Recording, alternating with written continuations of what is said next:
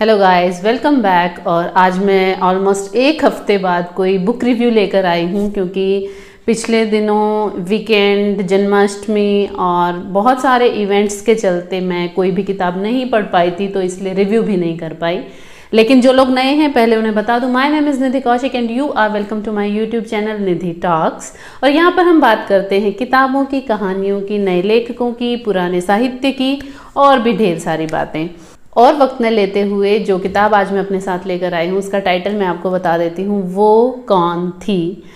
Written by mister Atul Kumar Sharma and published by the Write Order. Write Order publisher हैं जो प्रतिलिपि app के साथ जॉइंट वेंचर कर रहे हैं और प्रतिलिपि ऐप पर लिखी जाने वाली कहानियों को राइट ऑर्डर पब्लिश करते हैं। किताब का कवर अपने आप में लगता है कि थोड़ी सी मिस्टीरियस कहानी होगी। टाइटल भी है वो कौन थी। वो कौन थी कहानी है पैरानॉर्मल एक्टिविटीज और साइंस के बीच एक जद्दोजहद की, जिसमें पैरानॉर्मल एक्टिविटीज को मानने में ऑब्वियसली साइंस जो है वो मना कर देती है। लेकिन फिर भी बहुत सारे केसेस ऐसे देखे गए हैं जहां पर पैरानॉर्मल एक्टिविटीज को सच माना गया है, लेकिन साइंस फिर भी काफ़ी हद तक उन्हें गलत साबित करती है। तो कहानी के बारे में मैं आपको बता दूं कि एक किसान अपने खेत में सो रहा होता है और वो काफ़ी विचार विमर्श कर रहा होता है अपने आप से ही कि पता नहीं क्यों पिछले 2 साल से जब से मैंने ज़मीन खरीदी है यहाँ पर कुछ भी अच्छा नहीं हो रहा है, मेरी फसल नहीं बिक रही है और बाकी सारे खेतों में कोई प्रॉब्लम नहीं होती, लेकिन फिर भी सारा पानी अच्छा होने के बावजूद भी, मौसम अच्छा होने के बावजूद भी पता नहीं मेरी फसल क्यों ख़राब हो जाती है। यही सोचते सोचते अचानक से उसे जो बैल बंधे हुए थे उनके पैर पटकने की आवाज़ें आने लगती हैं और वो सोचता है कि इन्हें ठंड लग रही होगी, तो वो कहीं अलाव जला देता है। अलाव यानी कि आग जला देता है ताकि बैलों को ठंड ना लगे। लेकिन जैसे ही वो वापस मुड़ता है तो जिस चारपाई पे वो सो रहा था उसे हाँफती हुई एक औरत बैठी हुई दिखाई देती है, जिसने लाल रंग के कपड़े पहने होते हैं, साड़ी पहनी होती है।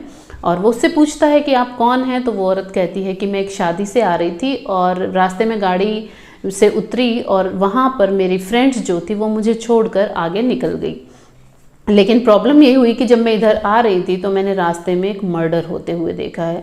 वो कुछ लोगों के नाम भी बताती है कि वो आपस में क्या बातचीत कर रहे थे और एक आदमी लंगड़ा भी था उनमें से, और कहाँ पर कौन से पेड़ के नीचे उस लाश को या उस आदमी को दफनाया गया है।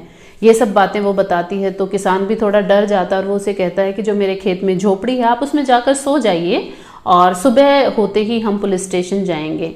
लेकिन जब वो किसान सुबह उठता है तो उसे उस झोपड़ी में कोई नहीं मिलता।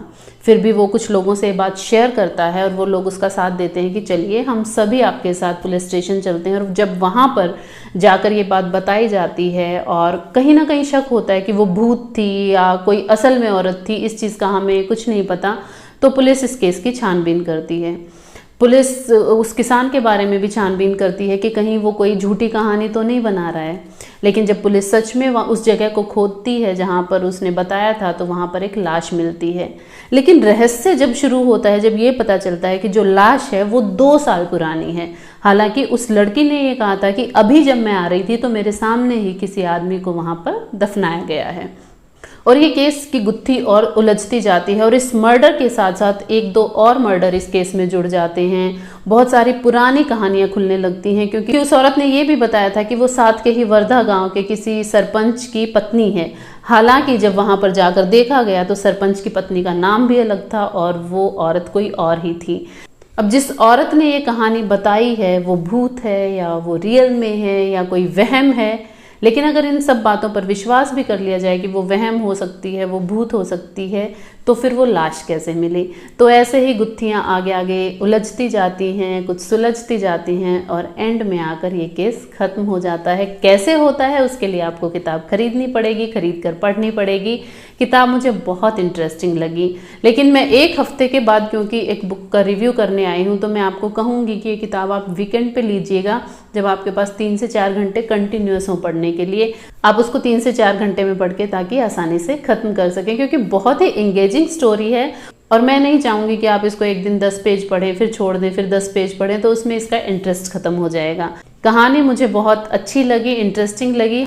हालांकि कुछ बातें ऐसी थी कहानी में जिन पर विश्वास करना मुश्किल था, लेकिन फिर भी क्योंकि स्टार्टिंग में ही ऑथर ने लिख दिया था कि ये कहानी पूरी तरह से काल्पनिक है, लेकिन कहीं ना कहीं कल्पनाओं में भी थोड़ी बहुत सच्चाई ज़रूर होती है। So I really love this book. अगर थोड़ी बहुत ग्रामेटिकल मिस्टेक्स को इग्नोर कर दिया जाए तो किताब एक टोटल एंटरटेनमेंट पैकेज है। और किताब को खरीदने का लिंक मैंने डिस्क्रिप्शन में मेंशन कर दिया है। फिर से मिलूंगी आपसे एक नई किताब, एक नई कहानी के साथ। Till then, stay safe, stay home, and thank you so much for watching the video. Keep subscribing Nidhi Talks.